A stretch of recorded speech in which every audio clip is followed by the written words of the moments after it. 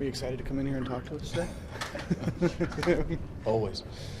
It's got to feel good to get that breakthrough, especially in a nice come from behind win there. Yeah, huge. And I don't know why it surprised us. I mean, this is kind of what these guys have been able to do. But, you know, some great at-bats there with Garcia coming through after the walk, and then obviously Carp with a big hit, and then Stephen is just continuing to impress us with how he can make the needed adjustments. And a lot of good things had to happen along the way too. Carlos somehow sticking in there and getting us 5, and then turning it over to the bullpen, I thought was very good. So we had some positives. Didn't know how that was all going to play out, but we got those big hits when we really needed them. How much does a win today change the complexion of a homestand that had kind of had its up and downs?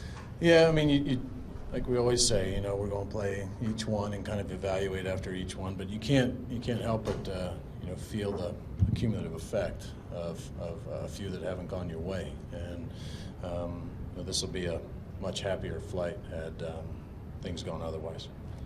You kind of alluded to it there, but can you elaborate on what you saw from Stephen today, just in a single game, as he gets tied up a little bit and then is still able to find a way when a reliever comes in there to deliver? He does a real nice job of being a good self-evaluator, and he realizes, and he's thinking too, as well as using John Mabry and Bill Miller to try and figure out maybe what each individual pitcher might be doing, and then trying to make the adjustments. This is what he did, he got me last time. This is what I probably need to do, and not many guys can make those adjustments as far as an approach. A lot of guys will typically have the same approach regardless of who's coming in there, and he's able to really think ahead and then be able to make the physical adjustments as well. But just a nice short approach that allows him to be very consistent for a young player. What did you make of Carlos' start? He had a lot of hits, but also a lot of strikeouts. Yeah, and I thought his stuff, once again, you could tell the life was there. We saw a real good sink today. We saw some good changeups, saw good breaking balls, and every once in a while you get something that a hot-hitting team is going to put in play hard, and that was the case once again. And then not getting some help at times, that never helps things out. But all in all, I thought he did a nice job of keeping it together all the way around, and his mind was right. He kept coming out and grinding, and I think that's a great sign of kind of pitcher this kid's going to become. We saw the option play in center field. Yeah, didn't take long for us to figure out how that was going to work. But that was the risk we took going into this, and the odds of it happening in the first and affecting a run, I got to say, are fairly low, but it got us. But that's exactly what we wanted him to do. And it actually probably would have played out a little better, but we just don't have time to work on those sort of things, especially today we're not out on the field to where we can get the depths right, because Carp's thinking of helping him out, so is Jason, and then it leaves us with a long second throw on a cutoff. The bigger issue there is letting that rundown get away between second and third. Both of those ended up hurting us, but we try to find ways to help our offense, and got to live with them. And sometimes it goes the way you want it to, other times not so much. Is that something you might continue? With what happened today? Not going to rule it out. I mean, there's a lot of things that went into play today. The left-handed thrower, and he was extremely good today. And knowing that we'd need every potential damaged bat we had, and Randall has shown, especially against left-handed pitching, that he can create things and they happen in a hurry for him. So took a shot.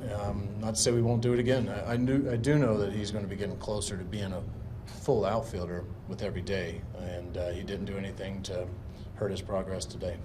Well, this kind of performance at the end of a difficult stretch for your club kind of underscores what you've always said about the quality of this club anyway, right? The character. Yeah.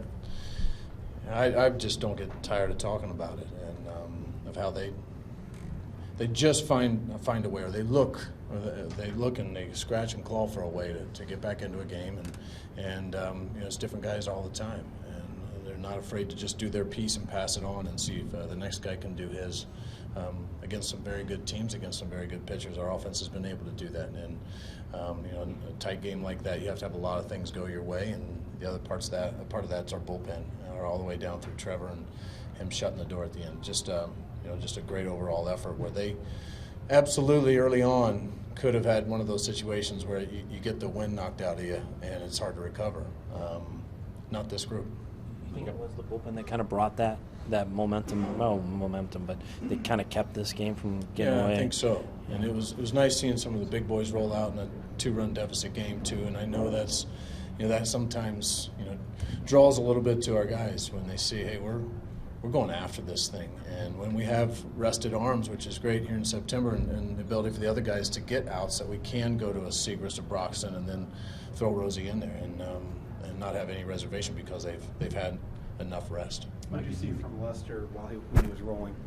Yeah, I mean, everything he wanted to do, he did. I mean, outside the first inning, with Carpenter getting us off to a good start, Jason put together a good at bat, but he's had a lot of success, and today was, I think, an indication why.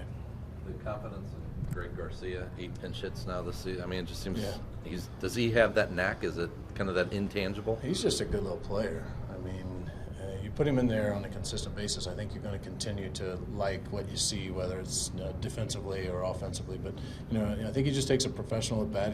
He does his work too, a lot like we talk about Stephen.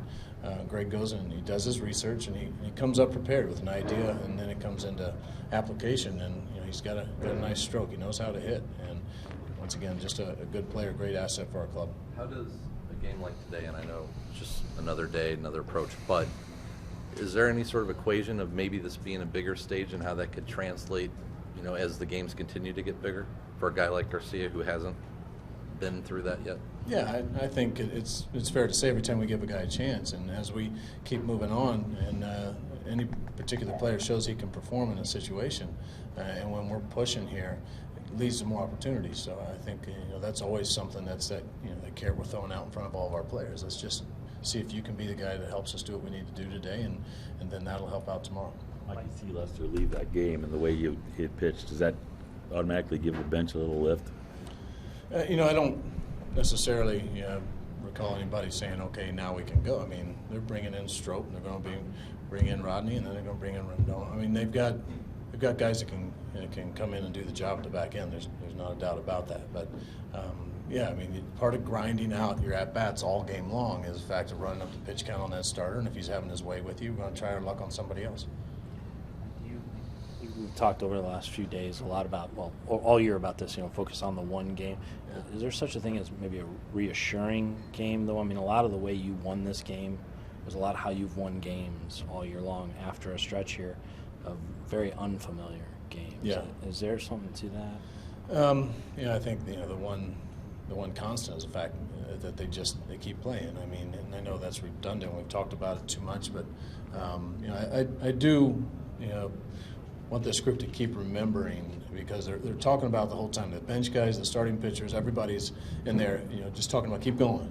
They're sitting in unfamiliar territory for us. I mean, this is the kind of baseball we play. These are the kind of fights that we don't mind being in, and we're gonna take our chances here if we just stay the course. And I think it's always have those good reminders. Any club, I mean, there's teams that go through seasons that don't have hardly any of these kind of late inning comebacks, or those ones they just keep fighting their way back into. And this team's made a habit of it. Not that we don't enjoy having a first run up there. I think there's going to be plenty of those ahead for us too.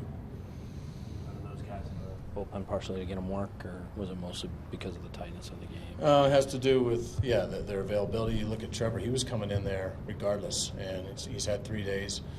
Kevin has been pretty fresh, and Broxton could throw too, and so it comes together with there's an urgency. I don't know if I've said that today, but I mean, if we ever doubt that, then I think we're doing something wrong, because there's an urgency, and we're going to use any tool we have, any weapon we've got to win every single game, and just keep the throttle down as long as we're not going to hurt somebody.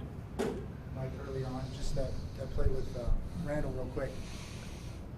Hindsight, second guessing can be beautiful and annoying at the same time, but what part of that's beautiful? Well, whatever position you're in, I guess. Oh, okay. But it happened so early in the game. Did you second guess yourself at all with it happening that early? I second guess myself just about every decision I make, and that's the only way I can learn. And I write things down, things that happen, decisions that I would have made and didn't, didn't have to. I go back and second guess those because I have to keep close track of different situations and how they responded, how the team responded, how we reacted, what the result was, and I think that's the only way you can get better for the next time you're in a similar situation.